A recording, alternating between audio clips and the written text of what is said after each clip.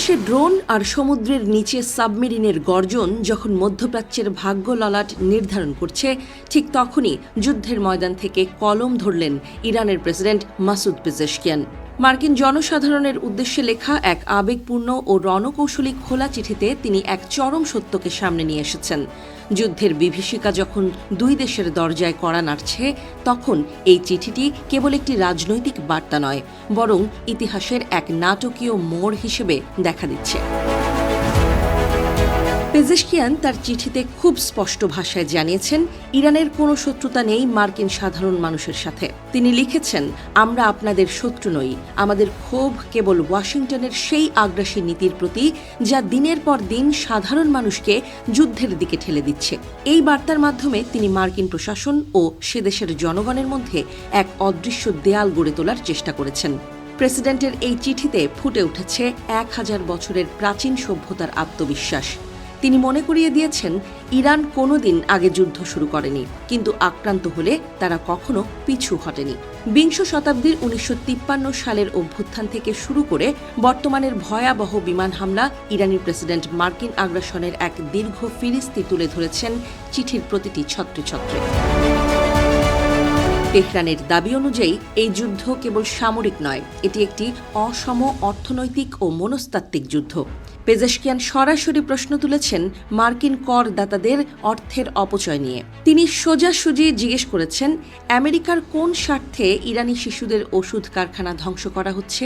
এই প্রশ্নটি কেবল রাজনৈতিক নয়, বরং সাধারণ মার্কিনীদের হৃদয়ে কড়া নাড়ার এক প্রবল প্রয়াস।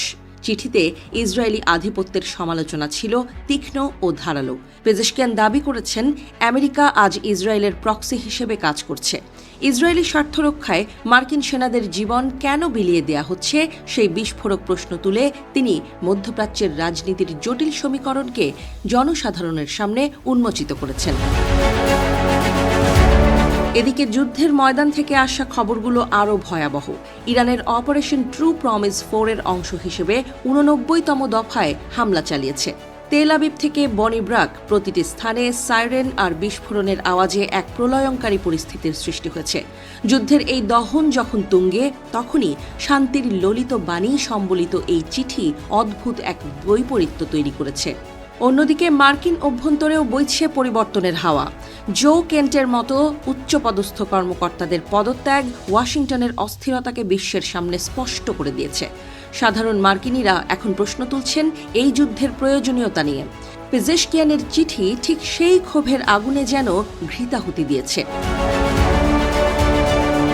হরমুজ প্রণালী বন্ধ হয়ে যাওয়ায় ইউরোপের জ্বালানি বিলে যে $16 বিলিয়ন অতিরিক্ত বোঝা চেপেছে, তার উল্লেখ করে প্রেসিডেন্ট বিশ্ব অর্থনীতিকে এক ভয়াবহ সতর্কবার্তা দিয়েছেন।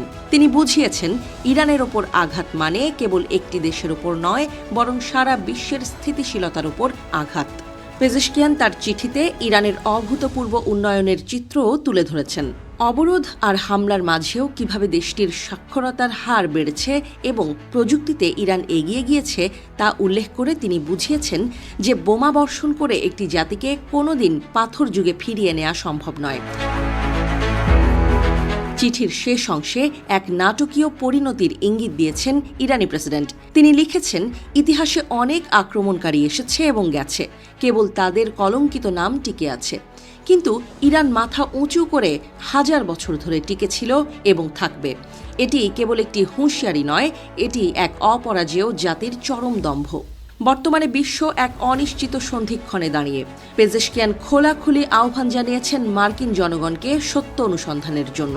মিথ্যার জাল ছিঁড়ে যারা ইরান ভ্রমণ করেছেন বা ইরানি মেধাবীদের সাথে কাজ করেছেন, তাদের কাছ থেকে আসল সত্য জেনে নেয়ার পরামর্শ দিয়েছেন তিনি।